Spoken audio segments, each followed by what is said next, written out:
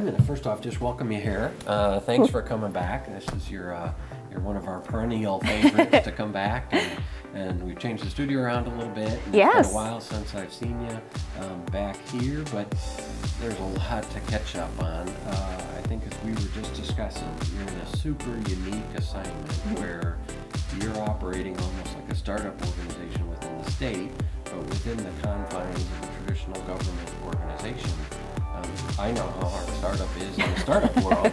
That's got to be particularly challenging because you're really trying to get people to embrace a different way of thinking about jobs and workforce development and what role the state can play. Right. Well, and first of all, it's super exciting to be back, and always appreciate the opportunity to be with you and the mentality that you bring to so many different challenges of, okay, how do we accomplish this? What can we do? What can we build together from a really positive place? So that's always a treat for me to come and get to just kind of brainstorm with you and chat overall. And so you're spot on that it truly has been, and it's just amazing that it's now been a little over a year of being in this position with Career Connections and Talent, that it is very much like a government startup. And so how do we add the best value for the taxpayers and for the mission space that we're accomplishing overall? There's great opportunity that comes from having a blank canvas, and so it's really fun to be creative in that context, and then be able to engage with our stakeholders to identify what are the pain points that they're feeling, all within the context of how are we accomplishing being able to fill what we anticipate to be over 1 million jobs over the next 10 years, and recognizing that there's challenges now of around 85,000 or so postings that we see of positions where employers are seeking individuals to slot into those jobs. How do we address that from a workforce perspective that engages our educators, engages our economic development officials, our local government, nonprofits, philanthropy, all these different partners that are critical to being able to ensure that we are connecting Hoosiers up to what those jobs and opportunities will be, and our businesses with the workforce they need.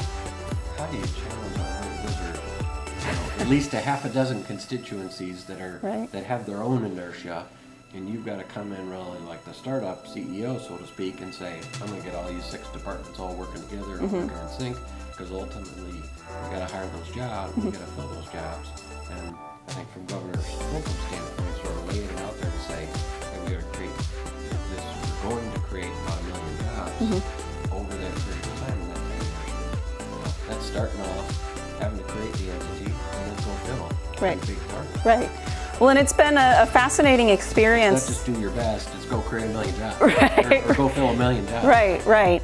And it's been a fascinating opportunity over the last year to evolve and adapt as we're continuing to go through this process of identify how do we engage the right stakeholders and connecting all of the different partners. And so over the course of the legislative session last year, had the chance that through Governor Holcomb's leadership and the support of the legislature, build out the governor's workforce cabinet. So at a state level, then we're really engaging all the different partners that we just talked about from a policy perspective of what we need to be doing at that state level. And then I have the opportunity to participate not only in the cabinet with some of the policy development and the conversations, but also then work very closely with the Department of Workforce Development, that's really kind of the implementation arm of that, of really enacting the different programs to be a support to the different stakeholders across the state, with the Indiana Economic Development Corporation that has their different components of building, quality of place, quality of life, and all the different economic development engagements that they have with new companies coming here. And then I have the great fortune of then getting to work even beyond just that state component with all these different stakeholders across the state, so that then I spend most of my time, quite honestly, on the road, visiting in communities, engaging at the local and regional level of bringing all these different partners together, so that then I can help share not only some of the concepts of what we're seeing happen across the state and across the workforce and changes in the economy, but then also serve as a facilitator of here's how we build different partnerships to address the need now, and that really support being able to connect folks with awareness of what these jobs will be in the future, and then the skill sets needed to be able to take advantage of it overall. And it's all about coalition building, not just at the state level, but at that regional and local level as well. So you're going to involve people of all parties, of all localities, big communities, small workforce tech jobs to large industrial manufacturing jobs, and have all those people come in alignment. Absolutely, and at the end of the day, I think the key connections that we're trying to make that are then facilitated by different entities are connecting business and industry with our education partners, and that can exist in a whole host of different ways. That it needs to take place even at the elementary level up to higher ed, and then having age-appropriate experiences for what the students that are coming into the workforce will need to know, as well as adults who are in the workforce, and especially some of those who may be working 2 and 3 different types of jobs, who may be underemployed and would love to be able to step into a higher paying position, but they may not have the skills to be able to take advantage of it. So how do we connect them with an education partner that is able to still work with an employer that can provide some wages along the way? And so those are kind of the key relationships that we want to help grow. And there's all these different entities of local government, nonprofits, philanthropy, who can help facilitate those kinds of partnerships, and then the ancillary connection points that need to exist along the way, if it's transportation or childcare assistance that somebody may need to be able to participate along the way.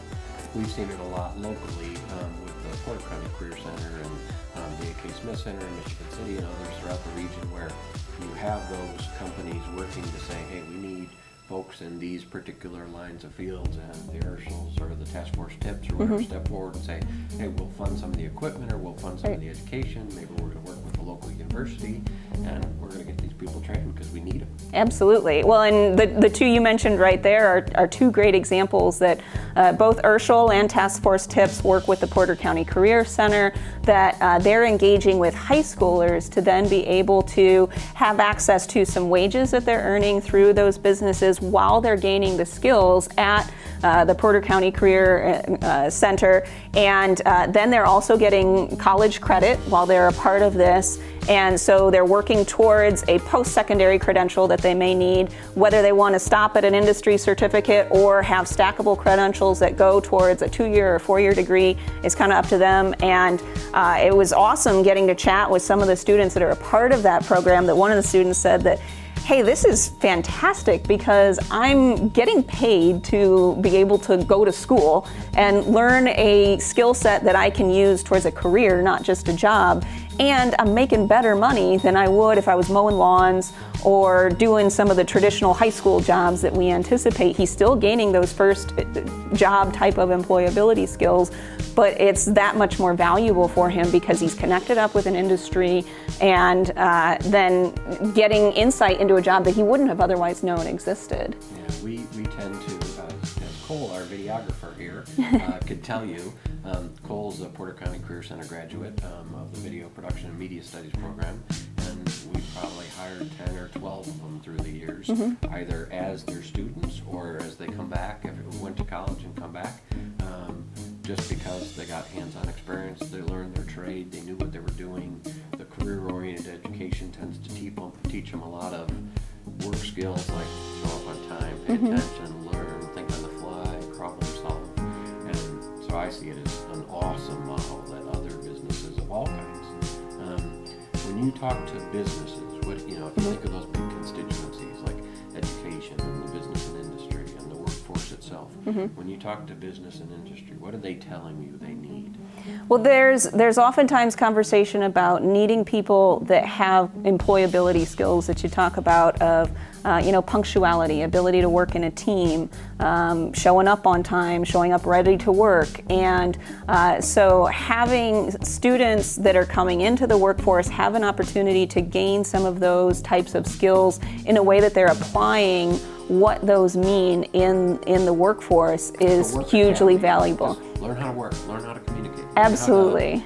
work harder, learn how to improvise, learn Right. how to think. Right, and that's where the State Board of Education and the General Assembly this past year adopted graduation pathways, so that then all students coming out of high school as a part of that graduation process are going to develop those employability skills as a part of that. They'll select whether they want to do a work-based learning project or a project-based learning or service-based learning, so that they're getting that kind of real-world experience with a partnership from, maybe it is a business to do that work-based learning, maybe it's a nonprofit to do a service-based learning, so that then they're able to apply. This is why it's important to be able to show up on time, or to work with different types of personalities and know some of these key fundamental skills that I hear from employers are sometimes lacking in the individuals who are showing up to apply to different positions, that they struggle to then be able to employ them.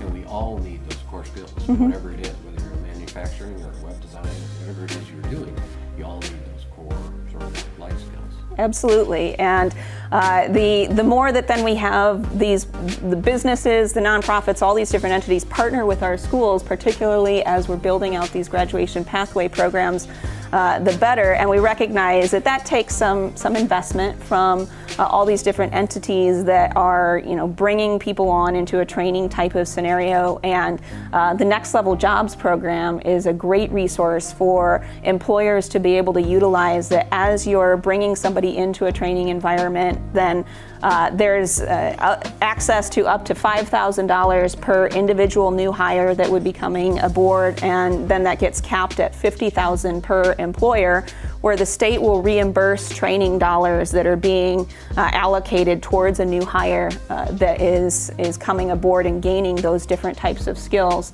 And we've seen the state's going to put some money, some skin in the game to make sure that you can help develop those people. Right, and to be a good partner, that there is, so that we can create more of these types of learning environments for the students, and to the extent then that we can get adults partnered into or connected into these different types of programs, because they may or may not have the ability to step away from earning some wages in order to gain those skills. And so this is a way for a company to be able to deploy training programs that then allow the individuals to continue earning a wage while learning about a different type of skill set. So that they're not feeling, I'm stuck. Right. I can't go to do something else because I'm so busy doing this. Exactly.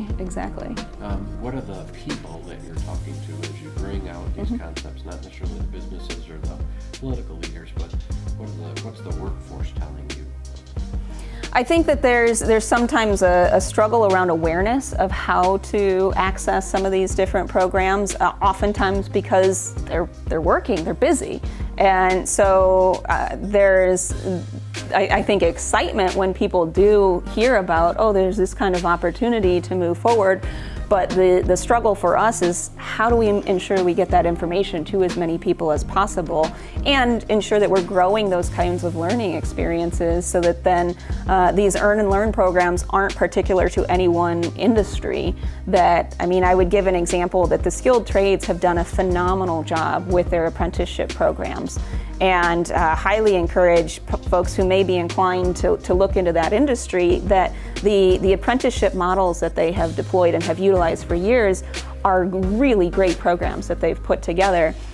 The challenge is often that most of our certified apprenticeship programs are pretty focused in those skilled trades, and to some extent to the manufacturing sector. How do we grow more of those kinds of opportunities within finance, within healthcare, within IT? Because it's a really valuable model, but it's just not necessarily been one that all these different industry areas have participated in. So how do we connect that worker that you're talking about with a learning program? That's where we want, as an employer, we want to develop those connections, because otherwise you get out and somebody says, okay, well, I went to journalism school and I know what journalism school taught me. Right. Okay, but that's cool.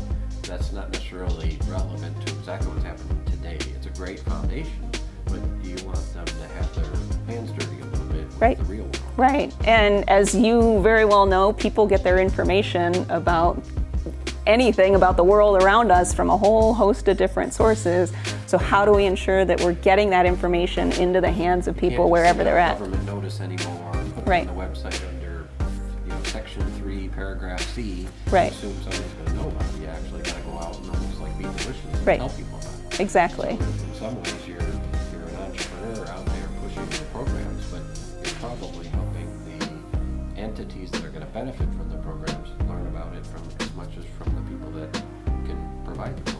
Exactly, and that's kind of the space that the Career Connections and Talent Office has gotten to be a part of, is evangelizing basically to all these different groups of, because there's different points to connect in on what's a fairly complex subject, but some really great examples of solutions. Some of the probably people that are naturally resistant, how the government can help you figure this out. And you're saying, well, no, we're actually taking a little bit different view of government so we can help you out. Exactly, and trying More to of an entrepreneurial model inside of government. and growing the resources and the support really from a ground up perspective. And I'm in the midst of going county by county to meet with all of these different partners to talk about how we build solutions, how we connect people in, because it takes that kind of ground engagement, local engagement that's a little bit different in every community.